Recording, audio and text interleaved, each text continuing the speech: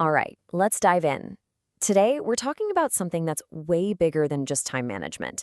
It's really more like life management. We're going to get into why the goal isn't just doing more stuff, but doing more of the stuff that actually truly matters. So, have you ever had one of those days? You know the kind. It's just a complete blur of activity. Emails flying, back to back meetings, phone calls, and at the end of it all, you're just totally wiped out. But then you kind of stop and think, wait, what did I actually get done today? It feels like you're stuck on a hamster wheel, right? Just running and running, but not really getting anywhere. Okay, so here's the secret to getting off that hamster wheel. It all comes down to understanding one massive difference: urgent versus important. So on one hand, you've got urgent.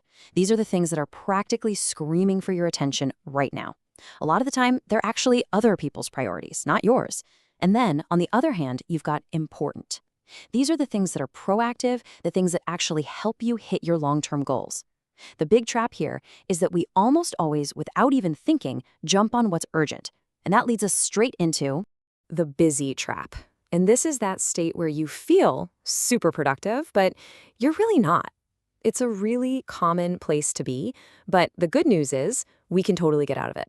So this is what it looks like to just live in that urgent, reactive mode. You're basically lurching from one crisis to another, constantly putting out fires and dealing with whatever deadline is screaming the loudest.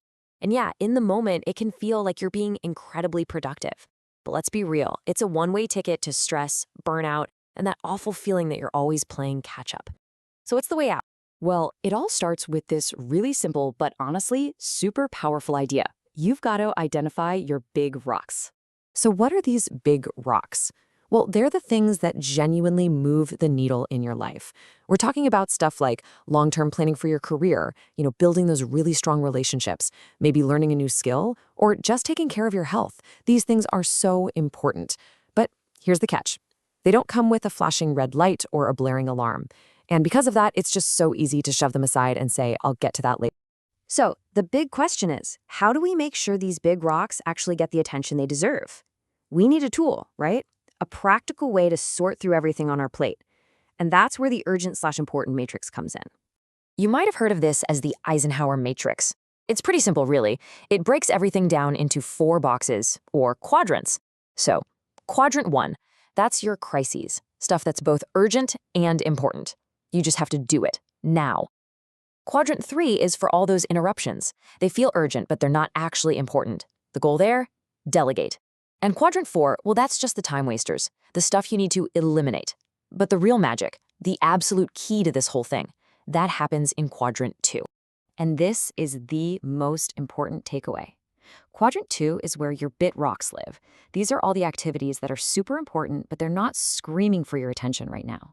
Think of this as the quadrant of quality, of prevention, of really thoughtful planning. Because here's the thing, when you deliberately spend time here, you actually stop a ton of those quadrant 1 crises from ever even happening. You literally shift from being a firefighter to being the architect of your own life. Okay, so that's the big idea. But how do we actually do it? To put all this theory into practice, there's a really simple 4-step action plan we can follow. But first, we got to get our heads in the right space. And for that, we can look to the Pareto principle, the 80-20 rule.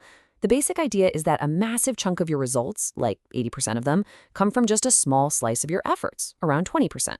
So your mission, should you choose to accept it, is to figure out what that powerful 20% is. And guess what? Yep, those are your big rocks. So the whole process really just boils down to 4 key steps. Number 1, identify your priorities. You've got to know what your big rocks are. Number 2, plan weekly, and this is huge. You schedule your big rocks first before anything else, and then you let all the other little things fill in the gaps. Seriously, that part is key. Third, and this can be tough, you have to learn to say no to requests that just don't line up with your priorities. And finally, number 4, review and reflect. Every week, take a little time to see how you did and make adjustments. And when you start doing this consistently, week after week, it stops being just another technique. It really fundamentally changes your whole approach to life. You move from being constantly reactive to being truly proactive. And the benefits? Oh, they're enormous. You're going to feel so much less stress because you're preventing fires, not just constantly putting them out. You'll become way more effective, both personally and professionally, because all your energy is pointed at what actually matters.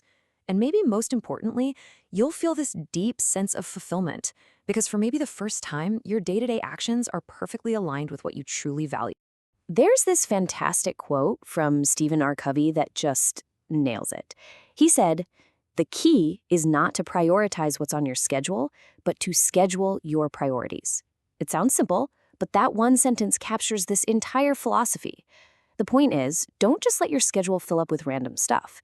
Instead, you take your biggest priorities, your big rocks, and you give them a permanent, non-negotiable spot on your calendar first. So, as we start to wrap this up, I want to leave you with a challenge, a question. Don't worry about trying to overhaul your entire life overnight. That's not the goal. Just think about one thing. Just one. What is one big rock, one of those important but not urgent quadrant 2 activities that you can put on your calendar this week? What's one thing you can schedule right now to start moving your life in the direction you actually want it to go?